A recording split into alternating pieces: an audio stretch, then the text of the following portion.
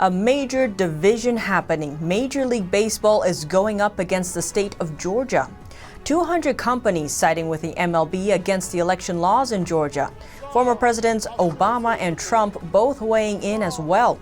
Trump calling for a boycott on companies against Georgia's new election laws. He tells supporters never submit.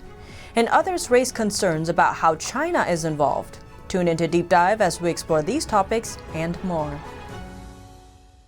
Hello and welcome. This is Deep Dive and I'm Tiffany Meier. The Peach State is back in the spotlight. Lots of players involved. Georgia, Trump, the MLB, China. Now, 200 companies signed a joint statement against the election laws in Georgia.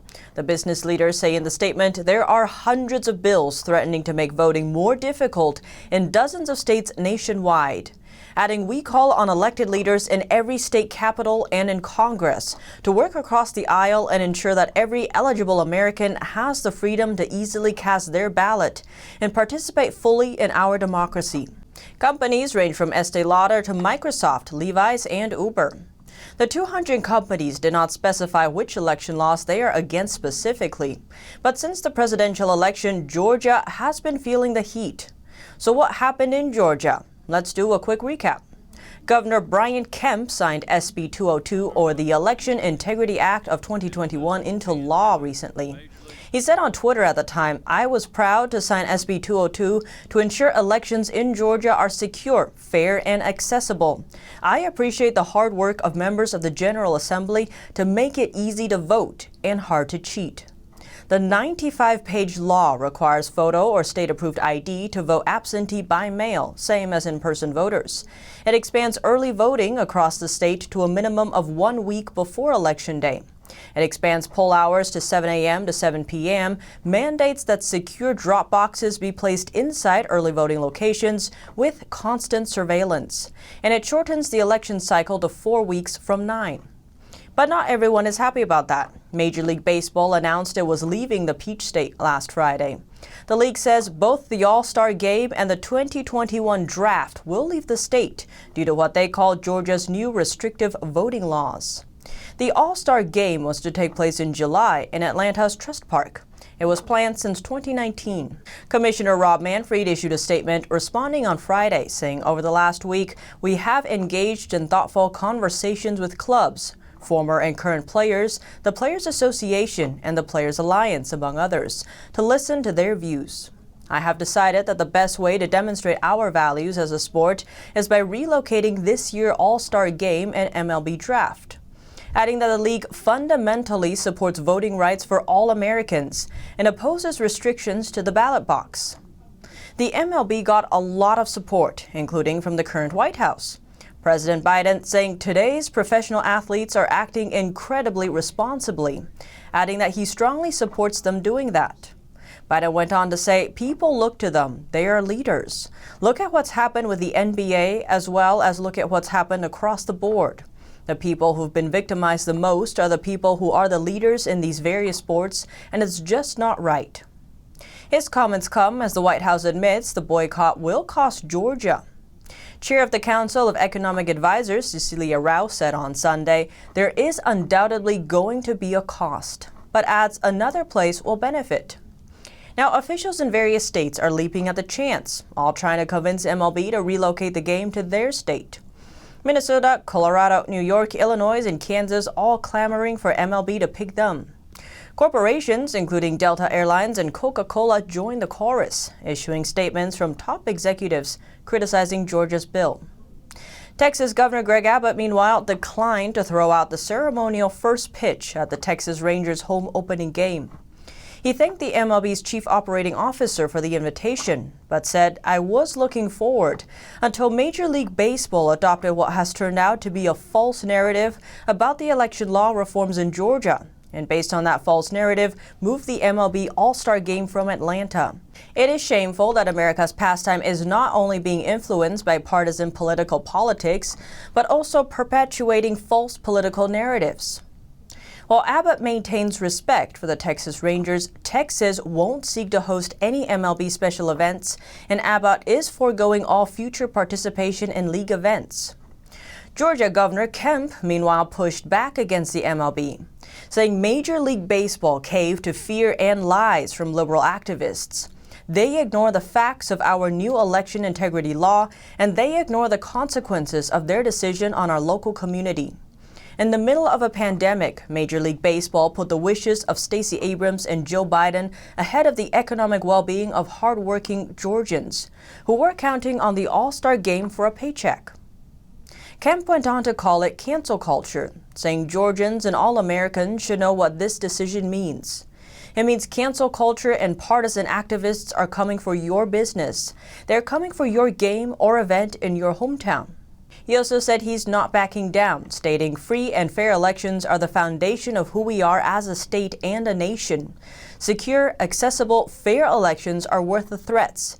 They are worth the boycotts, as well as the lawsuits. I want to be clear, I will not be backing down from this fight, and neither are the people who are here with me today. Now, former presidents are entering the fray. Obama praising the MLB over the weekend for taking a stand on behalf of voting rights for all citizens. And Trump denounced it as cancel culture, saying, for years, the radical left Democrats have played dirty by boycotting products when anything from that company is done or stated in any way that offends them. Now they are going big time with woke cancel culture and our sacred elections. Trump also issued two statements previously as the saga unfolded. He called on his supporters to boycott the MLB, Coca-Cola, Delta Airlines, JP Morgan Chase, Viacom CBS, Citigroup, Cisco, UPS, and Meier. He says, don't go back to their products until they relent. We can play the game better than them. They didn't even get approval of state legislatures, which is mandated under the U.S. Constitution. He ends by saying, never submit, never give up. Now, some are calling out Major League Baseball and supporters over their stance against voter ID in Georgia. South Carolina Representative Nancy Mace wrote on Twitter, MLB, this you?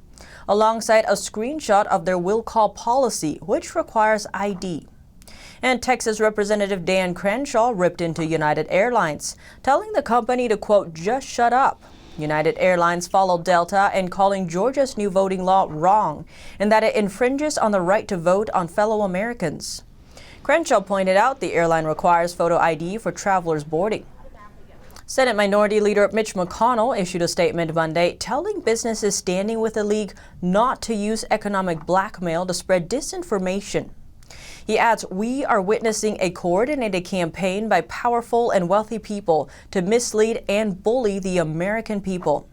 McConnell's lengthy statement also touched on President Biden's comments, saying the president has claimed repeatedly that state-level debates over voting procedures are worse than Jim Crow or Jim Crow on steroids.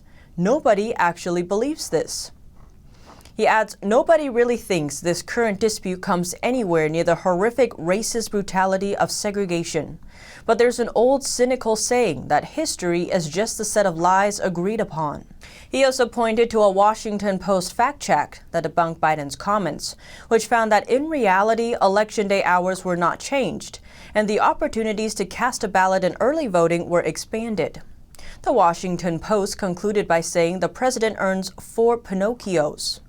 Georgia's governor also hit back at Biden and others, saying it is obvious that neither President Biden nor his handlers have actually read SB 202. He told the Epoch Times via email, this bill expands voting access, streamlining vote counting procedures, and ensures election integrity.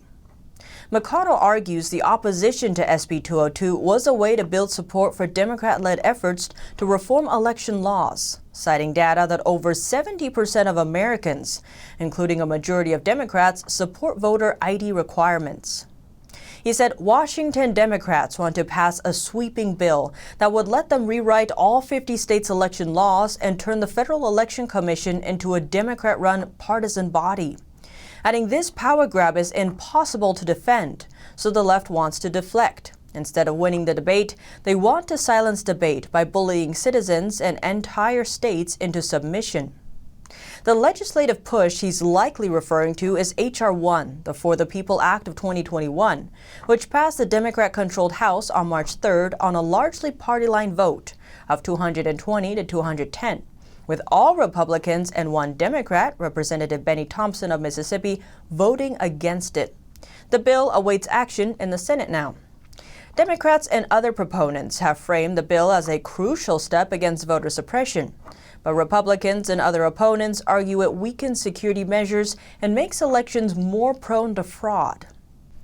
McConnell went on to say in his lengthy statement denouncing the MLB dabbling and behaving like a woke parallel government, adding, "Our private sector must stop taking cues from the outrage industrial complex. Americans do not need or want big business to amplify disinformation or react to every manufactured controversy with frantic left-wing signaling." He goes on to say corporations will invite serious consequences if they become a vehicle for far-left mobs to hijack our country from outside the constitutional order. Now, there's one more player involved we haven't touched on yet: China. Senator Marco Rubio also issued a statement criticizing MLB for their decision to cave into the pressure.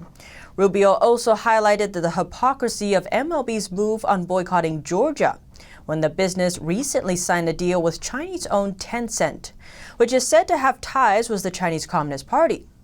Chinese state media reported on April 1st that the MLB will continue to be aired on the streaming platform operated by Chinese tech giant Tencent, which has significant ties to the Chinese Communist Party, or CCP.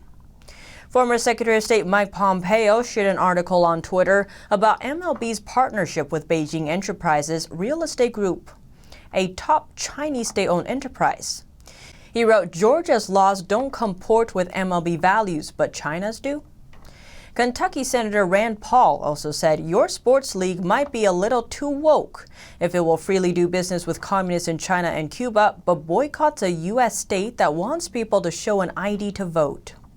In Arkansas, Senator Tom Cotton responded to the Georgia boycott, saying, "Hey MLB, how many days of early voting are allowed in China?" The Chinese regime has a track record of carrying out egregious human rights abuses. The U.S. recently called what's happening to the Uyghur Muslims in Xinjiang genocide. The communist regime is responsible for an estimated 100 million unnatural deaths since taking power in China in 1949. And there's another angle some senators are touching on: the MLB's antitrust status. At least 3 Republican senators are seeking to end the MLB's antitrust status. The 3 are Mike Lee from Utah, Marco Rubio from Florida, and Ted Cruz in Texas. Lee writes, "Why does the MLB still have antitrust immunity? It is time for the federal government to stop granting special privileges to specific favored corporations, especially those that punish their political opponents." Cruz says, "Exactly right." And Senator Mike Lee, "I will be working hard to end MLB's antitrust immunity." To pull the All-Star game out of Atlanta, do all of them oppose voter ID? Are all of them willing to be the woke enforcers of the corrupt Democratic Party? And do all hate the 75 million who voted for Trump?